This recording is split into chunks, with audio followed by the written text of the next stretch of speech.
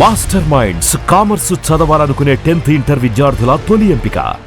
చాలా బాధాకరమైన సంఘటన, అహ్మదాబాద్ ఫ్లైట్ క్రాష్ అవ్వడం.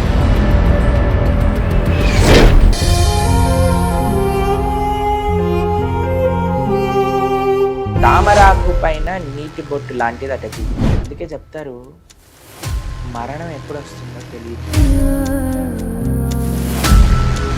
నేను వెళ్ళి డాక్టర్ చదివే పిల్లవాడు పైకి వెళ్ళి తింటుంటే నేను పోతాను అని అనుకుంటాడు. కూర్చొని తినేవాడు పోతాడా? పోయాడు. ఎలా? ఎప్పుడు వస్తుందో ఏ విధంగా వస్తుందో తెలియదు. తల్లిదండ్రులు కూడా పిల్లలకు చెప్తుంటారు ఎంజాయ్ చేయాల్సిన వయసు, ఎంజాయ్ చేయాల్సిన వయసు. ఎంజాయ్ చేశాక వయసు ఉంటుందో లేదా నీకే తెలియదు.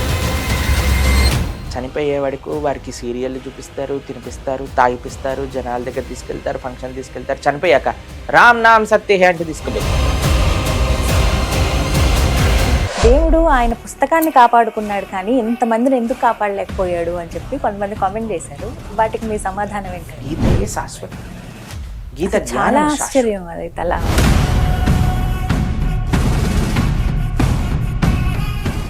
నమస్కారం, వెల్కమ్ టు సుమన్ టీవీ. నేను గీతాంజలి. ప్రస్తుతం మనతో పాటు ఇస్కాన్ నుంచి ప్రణవానంద ప్రభుజీ ఉన్నారు. వారితో మాట్లాడదాం. హరికృష్ణ ప్రభుజీ, చాలా బాధాకరమైన సంఘటన, అహ్మదాబాద్ ఫ్లైట్ క్రాష్ అవ్వడం. ఆశ్చర్యం అనిపించినవి రెండు అంశాలండి. బాధ అనిపించిందంటే అసలు అందరూ ఒకేసారి ఇంకా కాలి బూడిదైపోయారు. అందులోనూ ఆ బిల్డింగ్ పైన పడ్డం, అందులో ఉన్నటువంటి డాక్టర్లు, కాబోయే డాక్టర్ల స్టూడెంట్స్ ఎవరైతే ఉన్నారో వాళ్ళకి.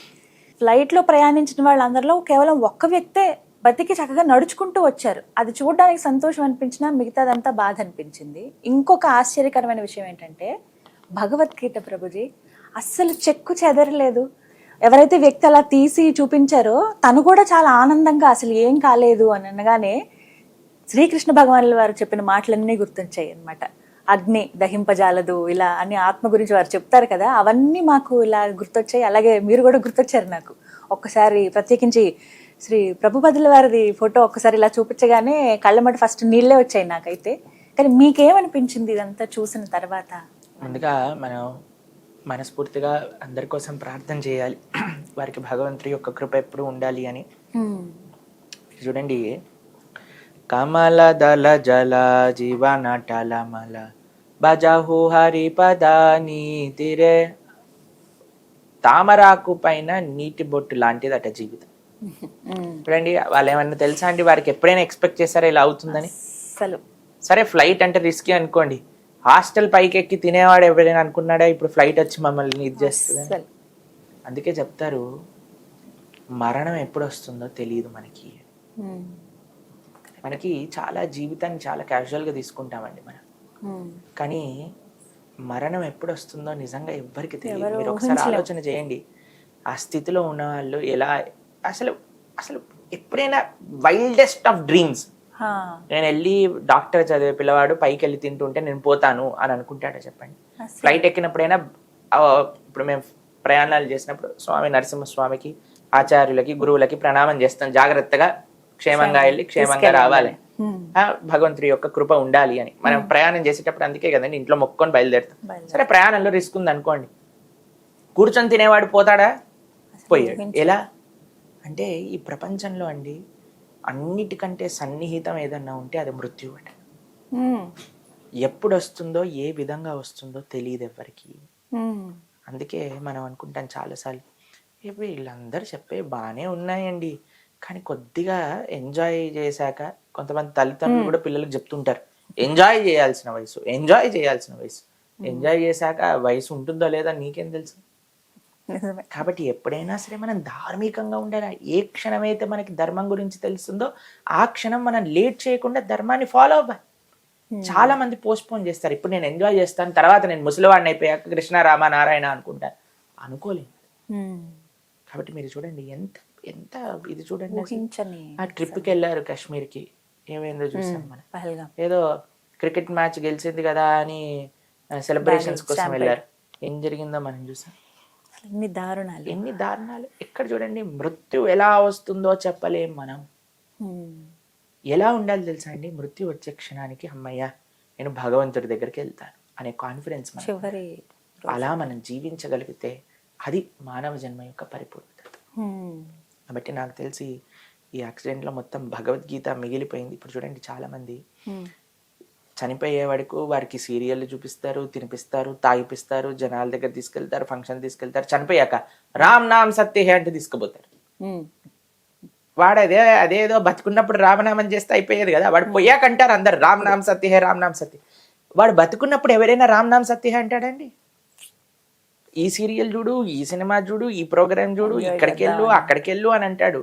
చనిపోయాకేమో ఏ కుచ్ భీ నహీ హై, రామ్ నామ్ సత్య హై అంట. ఎంత విచిత్రం చూడండి. కానీ పక్కన వాళ్ళ మాటలు కూడా ప్రభుజీ, అబ్బో ఎక్కడ లేని భక్తి తెగ పుట్టుకొచ్చేస్తుంది అని ఎవరన్నా భక్తిగా ఉందామన్నా ఈ మాటలు అంటూ ఉంటారు.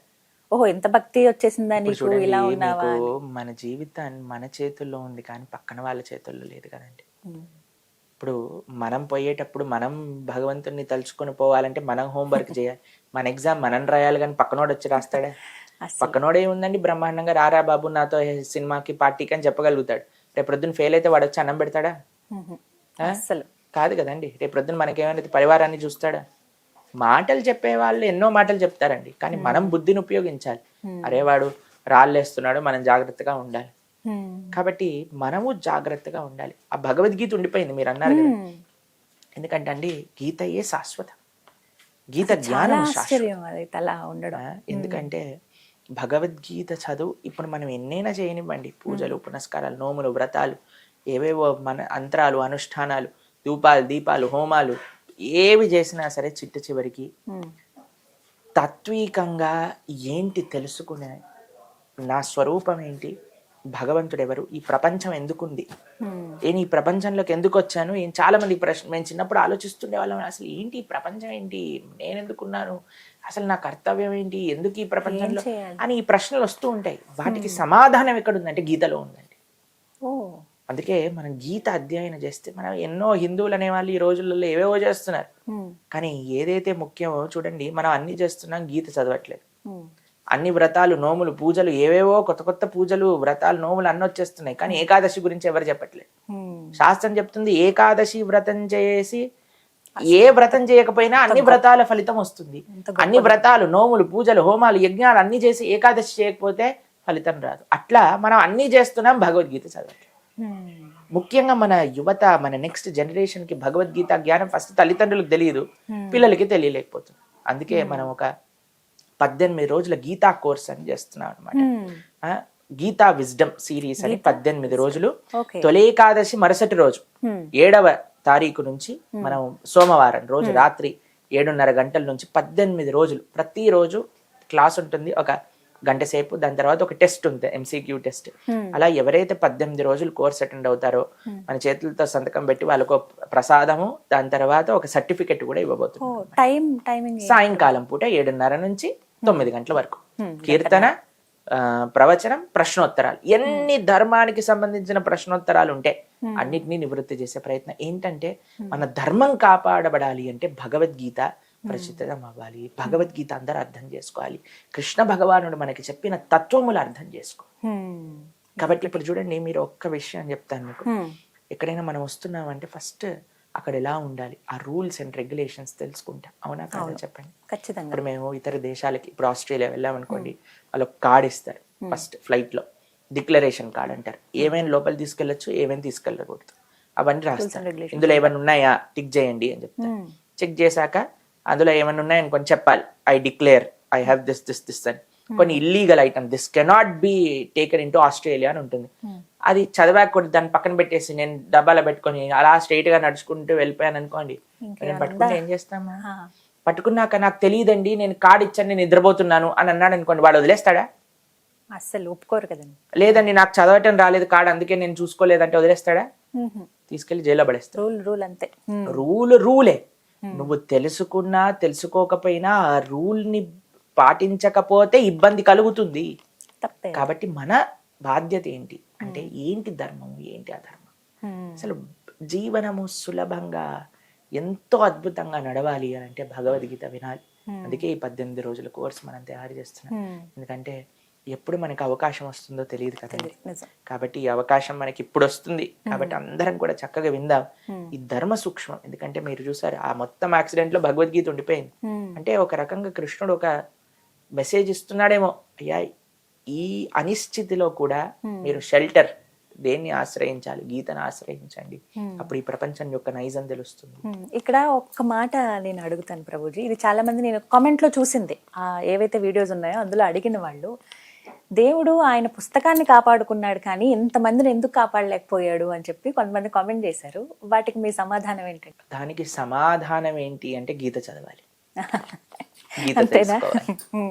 అప్పుడే ఈ జీవితం ఎందుకో, మరణం ఎందుకు, అసలు మనిషి ఎందుకు పుడతాడు, ఎందుకు పోతాడు, ఎందుకు, అసలు ఏంటి, అసలు ఈ జీవనాన్ని అర్థం చేసుకోవటమే భగవద్గీత.